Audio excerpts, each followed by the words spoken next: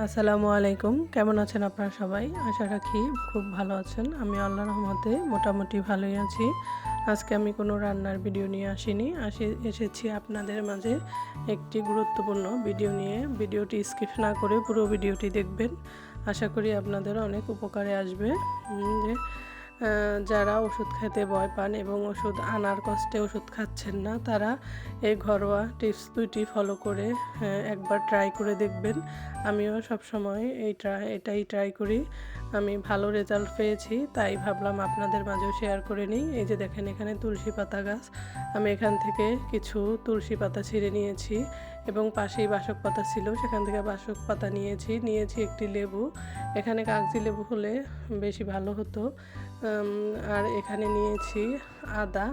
এই যে এগুলো আমি একটি বাটিতে ভালো করে ধুয়ে তারপরে একটি ছেঁচনির সাহায্যে এগুলো ছেঁচে রস বের করে নেব।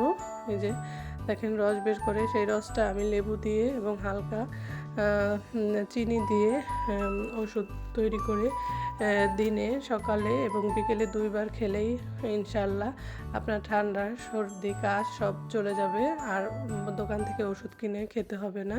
এই যে দেখেন, আমি লেবুর রস নিয়েছি, এখন খেয়ে নেব। আর দ্বিতীয় টিপসটাও আপনারা ফলো করবেন। যাদের নাক দিয়ে অঝরে পানি পড়ে তারা শুধু 2বার ইউজ করবেন, তাহলেই ম্যাজিকের মতো 1 মিনিটেই আপনার নাকের ঠান্ডা দূর হয়ে যাবে।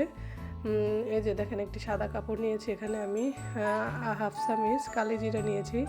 এখন আমি এই সাদা কাপড়টাকে মুড়িয়ে একটা ছেঁচনি দিয়ে হালকা একটু থেতলে নেব, তাহলে ঘ্রাণটা বেশি বের হবে এবং উপকারিতাটাও বেশি হবে। এই যে ছেঁচনি দিয়ে ছেঁচে নিয়েছি, এভাবে ধরে নাকের কাছে নিয়ে 2 নাকে 2টা ঘ্রাণ উপরের দিকে নেব, তাহলেই ম্যাজিকের মতো মুহূর্তেই নাক দিয়ে পানি পড়া কমে যাবে।